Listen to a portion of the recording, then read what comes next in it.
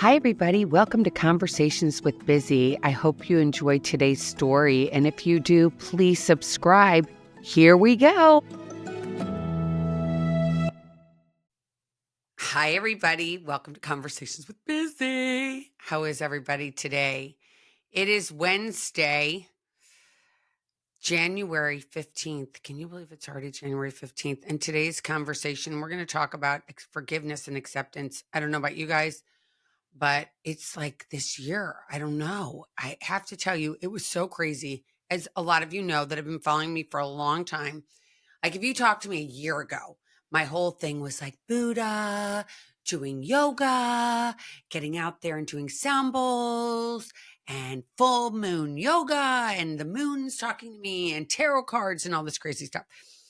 And my path, I think that's been dictated by God, not Elizabeth, obviously, has took me to Medjugorje last year, which then took me to this whole thing with God. And I'm just getting closer and closer to God. And I've never felt so happy in my entire life. But this forgiveness stuff comes up all the time, and accepting things the way that they are, as uncomfortable as that is, it's really difficult at times.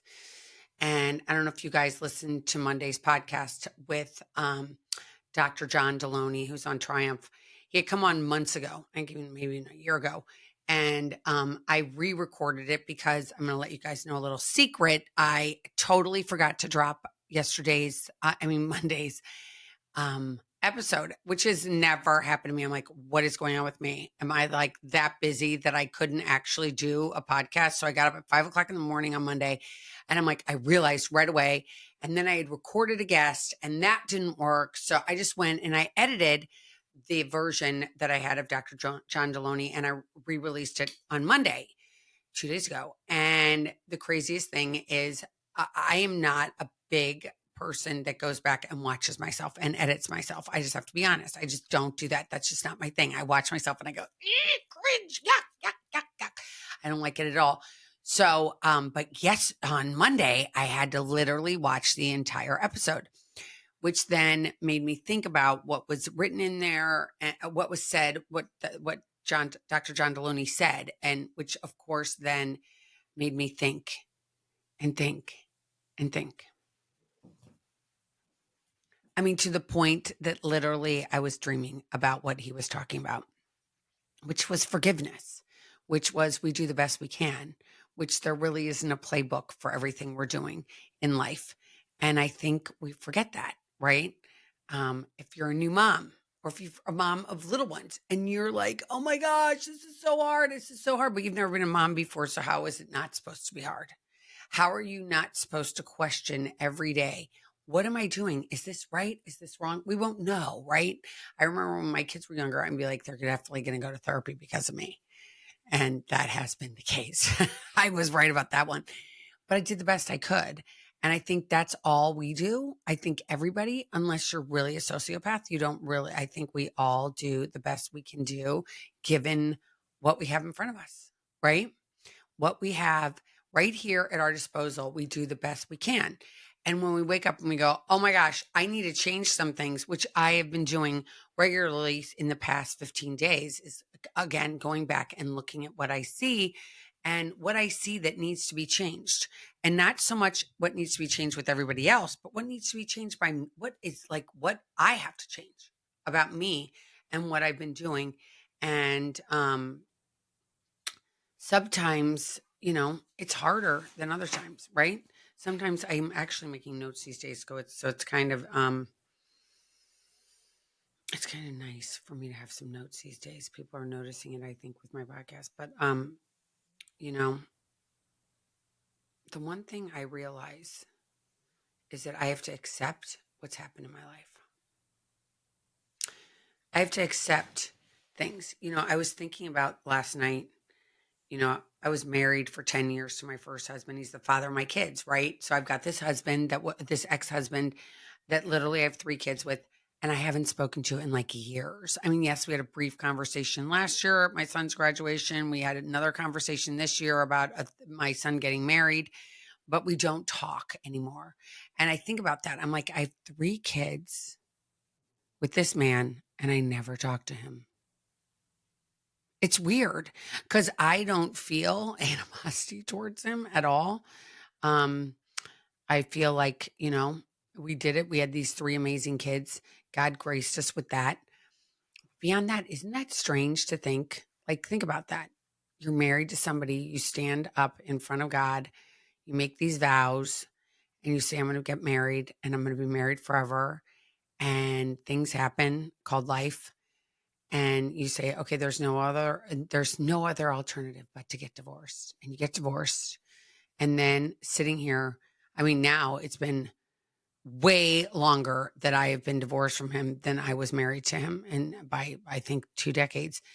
And but in that brief time of my life, I thought that was it, right? I stood before God and all my friends and said, I do.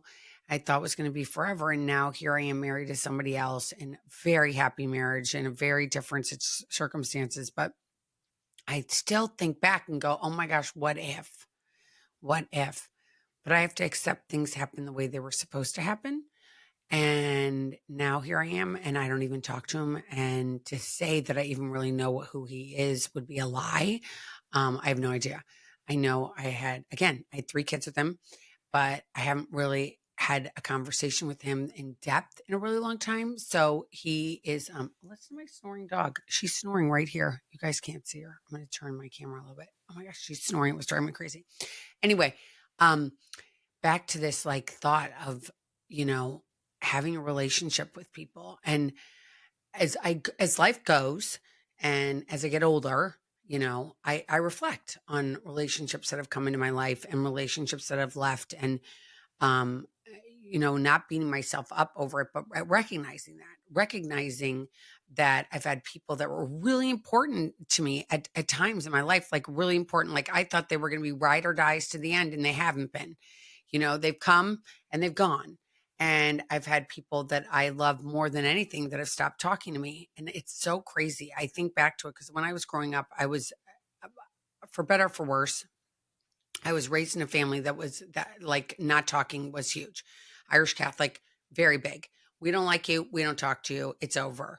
And now it feels so uncomfortable to have that in my own personal life as an adult. And knowing that you can't do anything to change it is the hard part, right? Like you go and you might apologize to somebody. It's every which way to Sunday. You might like pretty much do everything except for show up on their doorstep because you don't want to get arrested. And the person, you don't have a relationship with them. And it hurts so much. It hurts so much to know that you can't call that person because you blocked on their phone. At least in the 80s, you couldn't block somebody on your phone, right? It would still come through whether or not you liked it or not. There was no blocking of phone numbers. You didn't even have cell phones in the 80s. We had a big red bat phone. My sister and I, and that's what we had. We had this old like push button phone that was a bat phone, and it rang. And if nobody picked it up, maybe we had I think whenever answering machines came up, you had an answering machine that would blink this blinking light. But there was no like saying, I'm going to block you. And this blocking stuff is so, oh my gosh, it hurts to the core, doesn't it? It's just like, you're like, oh, they blocked me. And I know that happens on social media too. You can go, it's like so many different places that you can show a person that you really don't like them these days. There's so many ways you can say to somebody, I don't like you. I don't want you in my sphere. I'm going to block you on my social media. I'm going to block you on my phone so I don't have to get your calls. I'm going to ignore your voicemails because I'm going to put them in a blocked place. And there's all this closure. It's like Fort Dix. It's closed. No entry is allowed. You are not allowed to be in my sphere. I blocked you out of my life. You are out of my life.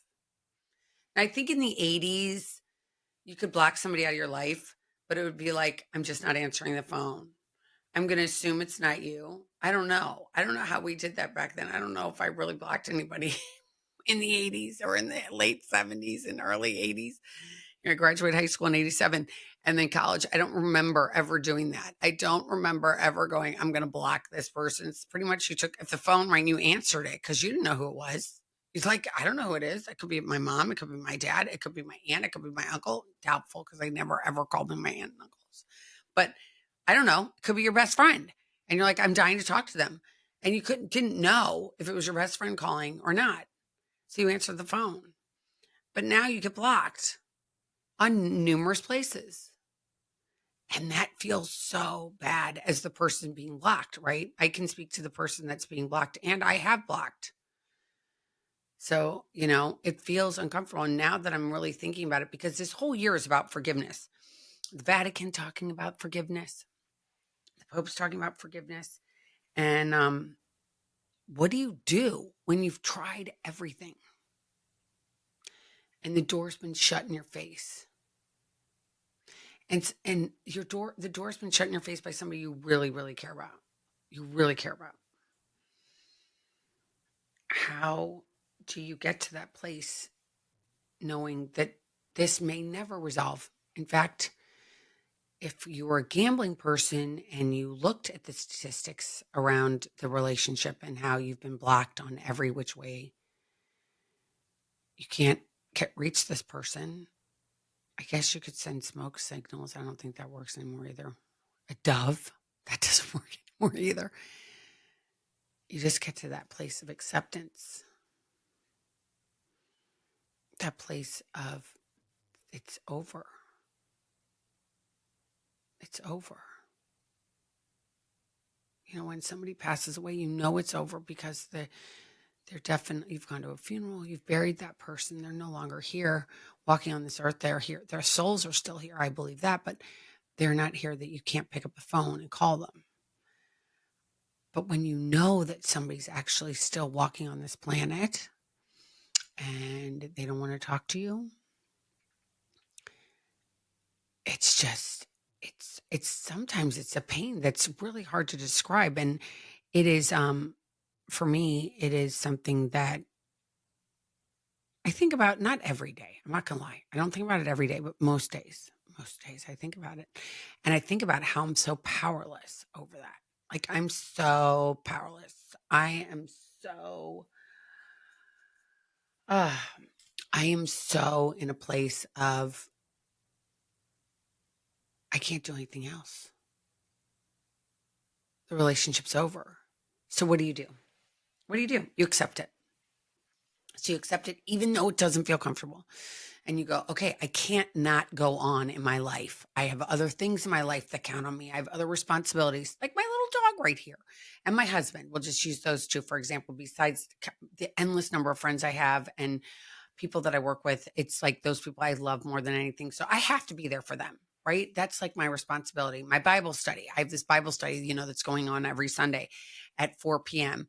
Eastern Standard Time. And I have to show up for that and I have to be prepared. So how can I focus so much on these closed doors? So I have to accept them. I have to get to that place that they are closed. You've tried everything. Stop, Elizabeth. Stop staring at the closed door. It's closed. It's over. Okay. I take a deep breath. I trust God that this is the way it's supposed to be. Because I learned a long time ago that everything is happening the way it's supposed to happen in God's world right now. And then I have to let go. Letting go. Choosing peace over sadness. Choosing peace over anguish. Choosing peace over, resentments. Resentments are the number one thing that take people out in Alcoholics Anonymous. Is resentments. So I can't have a resentment. So what do? I have to have peace. I have to send light. So you're like, how do you send light? Are you sending a light? Are you taking a flashlight and shoving it over there or shoving it over there? Are you taking a big one like they have at car lots and putting it over there? No. In my mind, I visually think of the person that I have in my life that I wished was still in my life, but isn't. And I send them light. So I think about the person. I envision the person because luckily I still have my memories and I can think of the person. And I just think I'm sending light to you. I'm sending love to you. I'm sending my good good juju to you, good happiness and joy to you. I can do that, right? So I do that. And that like really gives me a sense of peace. And like reading this card, I read this card all the time before I go on air, and it's from I don't even know how it got to my house. It's literally like it showed up here on my desk one day, and I was like, oh my gosh, it's from Department Chaplain Father Michael Judge. It's when he died. I was born on May 11th, 1933, and he died on September 11th, 2001 in the World Trade Center. And it has the Serenity Prayer on one side and Michael's prayer.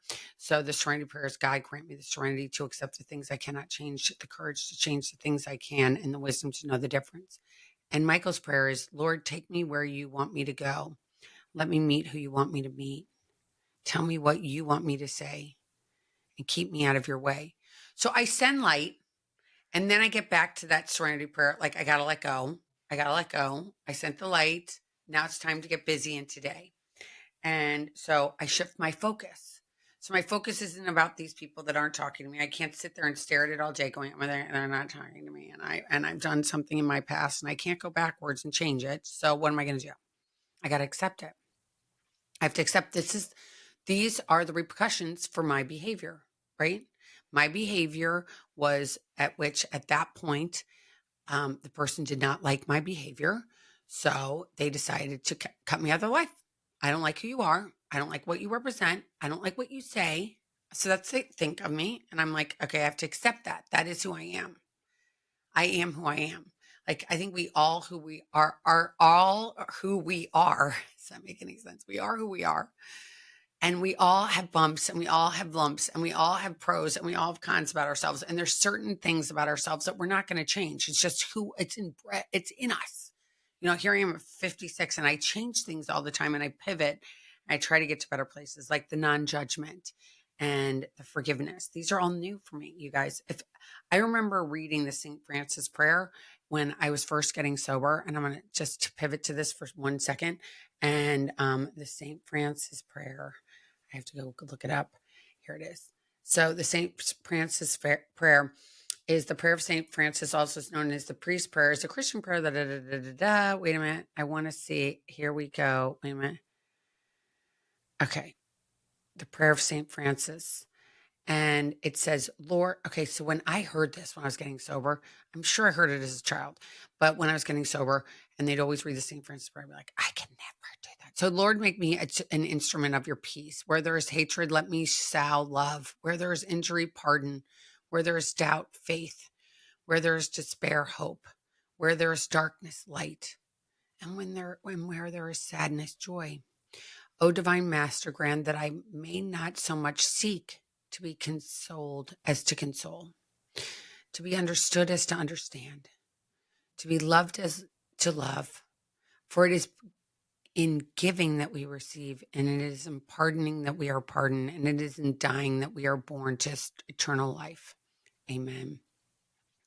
So I remember hearing that and I was like, I can't do that. Like, you want me to forgive? But here, fast forward to 2025, and all I want to do is forgive. And I wish everybody else like jumped on that bandwagon, right? Like, I'm ready to forgive.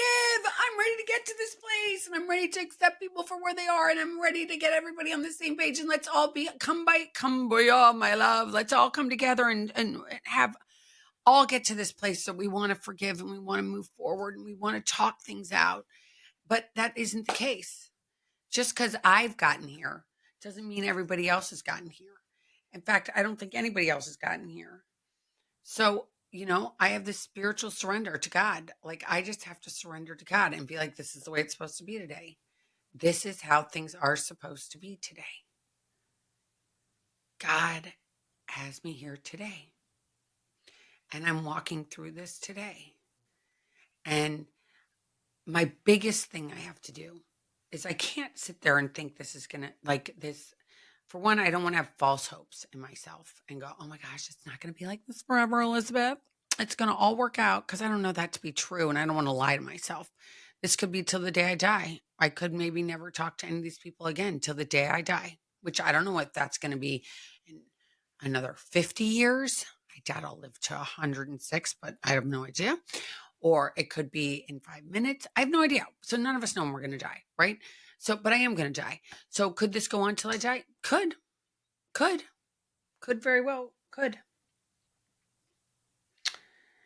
It could. So I don't want to be weak by looking at it like this. And I don't want to be putting out there bad juju, but I also want to put out there the acceptance piece, which is that I've got to accept that things are exactly the way they're supposed to be. And last night I had a dream with some of the people that aren't talking to me. And it was crazy. It was crazy. I had this like total visual dream of being in a house and talking to somebody I've never met before and them trying to console me. And me just kind of sitting there going, okay. And then like somebody gave me a goodie bag. Now here you guys know that my psyche's totally crazy because they were like in the goodie bag was a pack of cigarettes. I love to smoke, even though I'm not smoking anymore. I just love it and I miss it. So I don't know why that was in my dream, but it was. And I could see those, and I was like, "How do they know I smoke those? That's so weird. Why are those in there?" But all of it was visual, and I got up first thing in the morning, and I went at 3 o'clock in the morning. Actually, this happened, and I was literally I got up and I went and I started to write because I didn't want to forget what I had envisioned, and I didn't want to forget. I don't know if you guys get up and have visual dreams and you're just like, I don't want to forget it, but I didn't want to forget it. So I got out my iPad and I wrote feelings that come to you in the middle of the night that you have no control over, relationships in the past that have fallen apart, and you can't do anything to mend those relationships. When you are one way, the way God made you, and people in your life just don't like who you are, like oil and water, what can one do to change these things? You may have begged and begged, but if you get no response, what are you left with? What are you left with? You're left with acceptance and powerlessness. And you're left with hopefully having a relationship with God somewhere in your life, you guys. Like if you've gone through this and you don't have any God and you don't have any spirituality, it's got to be really, really hard. I got to tell you, if you are out there and you don't have any relationship with God and you have no relationship with something that's bigger than you, even if it's a dead relative, if it's, Mother Nature, something, it would be a very, very hard life to live if you had that. So I pray if you're out there and you're listening to this, you find some form of spirituality that works for you. As I mentioned earlier, for a long time for me, it was Buddha and it was doing yoga and it was whole, um, that whole sphere of things of yoga and everything else. If I hadn't gone to Medjugorje and they said, you know what, that's not really great for you to be doing. You should really be praying to God. And I was like, okay, I was willing. I was at that point willing to go there. If you're not willing right now, I get it. And I hope you don't want to stop listening to me because you don't get it, but it's okay. I think that everybody's got their path and I think everybody gets to one place and gets to another and we got to accept that. So wherever you are in your path, we can't judge somebody else's paths. But I can say for me, it's getting closer. It's listening to the gospel. It's reading the Bible every week, every day right now, actually, and listening to the stories. As crazy and confusing as Genesis is, I'm reading it and I'm able to, thank God, talk to the group that I put together. And if you want to be part of that group, please show up. The information, reach out to me. You can email me at elizabeth@elizabethchance.com. But realizing that we need something. There's so many things in the world today that are scary. I want to say if you're out there and you're listening to me in California, I don't know if I really have any listeners in California, but if I do and you're out there, I'm sending my prayers to you. I can't imagine. I can't imagine. I live in this state with this governor. I have to say that I love Ron DeSantis. When we know that there's a hurricane coming, like I've been on the highway where there's like truck after truck after truck ready to go and ready to take care of whatever's going. Like if there's going to be a hurricane and he knows there's going to be downwinds, there's like electrical guys waited on the side of the road that we want to get everybody up and going as soon as we can. And that's huge here in Florida. He's always on top of what's going to happen. He sees that there's storms out there circling and he's got to get everything ready. And to think that a governor of a state that people elect, you elected him and you said, please, I would imagine you would think to yourself, well, the Santa Ana winds are coming. It's supposed to get really bad in the next 5 days. It's supposed to be really, really bad. Where are we? Where's the mayor? Oh, she's in Africa. And then you go, oh my gosh. And then, there's not enough water because they emptied this. Nobody was prepared. And you had 5 days to at least have some sort of plan of what you were going to do. Like tell people, like, get all of your stuff out of your house. These winds could be coming. We had fireworks on New Year's Eve and the embers never went out. And, there were all these things that could have been prevented. And I think that that's like the one thing I learned when I was getting sober was like, okay, what are you going to do in case of an emergency? Like growing up, I'll go back to even growing up. I grew up in St. Louis, so Missouri, lots and lots of tornadoes.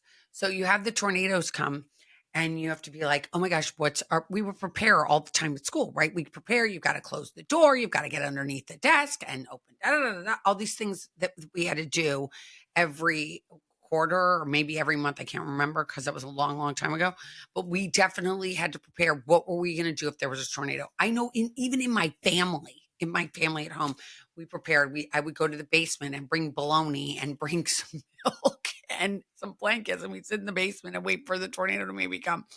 But we were prepared.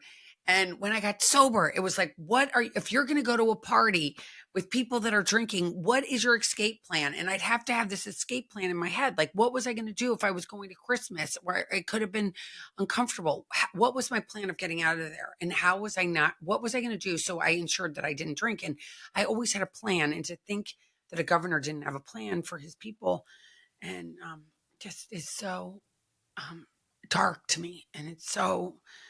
he's got nice hair. He's really attractive, that Governor Newsom. He is an attractive man, but darn, he doesn't really know how to take care of his people very well. He knows how to take care of himself, that's for sure, but he doesn't know how to do his job. And for you that are out there and have had to weather this, it's just terrible. I can't imagine. And the winds are going to be worse today. It's just so much. It's so much. It's just, gosh, it's crazy. The darkness everywhere. I've even gone so as far today as I ordered a radio that could work. If God forbid everything went out, I'd have a radio that works in solar, and I live in Florida. So again, there's lots of sun. So I ordered that today. I'm just like making sure I'm prepared. So we have to prepare, sometimes. It's not just when there's a hurricane coming, right? In our lives, we have to prepare when those feelings come of like, I miss somebody, but the door's been closed. And how are you going to prepare for that so you don't pick up a drink or a drug? For me, again, I have to get with God and I have to let it go. And I have to acknowledge I have that feeling, by the way. I have to acknowledge that I miss that person. And with that, then I have to pray. And then I have to let it go. And then I have to let it go. Okay, guys, that's enough from me today. I hope you enjoyed today's podcast. You will get a newsletter in your inbox if you want it. Do you want a newsletter? I'll come and send my newsletter to you into your inbox. If you go to elizabethchance.com, conversationswithbusy.com, you will be preempted right when you get there to sign up for my newsletter, which will then come into your inbox. And please go ahead and do that if you want to get my newsletter. It comes out every Friday. And I'm working on a book, you guys. If you know anybody that is an editor or a publisher, could you reach out to me at elizabethchance.com? That would mean so much to me. I need just a little bit of help here. And I'm doing that. And I've got so many great guests, you guys, lined up for this for the next couple of months. It's amazing. It's amazing. Life is really good. And I am beyond grateful for everybody that's listening, for everybody that's out there. I'm sending my prayers to you of love and hope. And know that you are not alone, you guys. You are not alone. Don't let that lie ever get that into your head, because life is amazing. It is a gift. Be grateful for it. And know that all we have is today. All we have is today, everybody. It's been, what a great episode, I think. I hope you enjoyed it. Let me know your thoughts about it. If you have any topics you want me to cover, please let me know about that. And remember that you can't control it. You can't change it sometimes. So you got to just accept it. Just go, okay, I accept this. And I'm just got to move forward. And I got to pray. And I got to trust God that everything is happening the way it's supposed to happen. Okay, that's enough from me. And until next time, take care of yourself. take care of yourself. Reach out with any questions, any comments, please do. And subscribe to my channels. Oh my gosh, I forgot that one. Subscribe to me on iTunes, Spotify, YouTube, wherever you listen to your podcast. Please subscribe. I'd love it. Please, please, please. It shows me at least that somebody's listening. I pray you're listening, and I pray you like my thoughts and my ideas. And I hope it helped you, what you heard today. Okay, take care, everybody. Bye. Thanks for listening to Conversations with Busy. I hope you enjoyed today's show. If you did, if you could subscribe, that would mean the world to me. And follow me on all social media. And you can also get my newsletter every Friday morning into your inbox. Just go to elizabethchance.com and subscribe. Take care.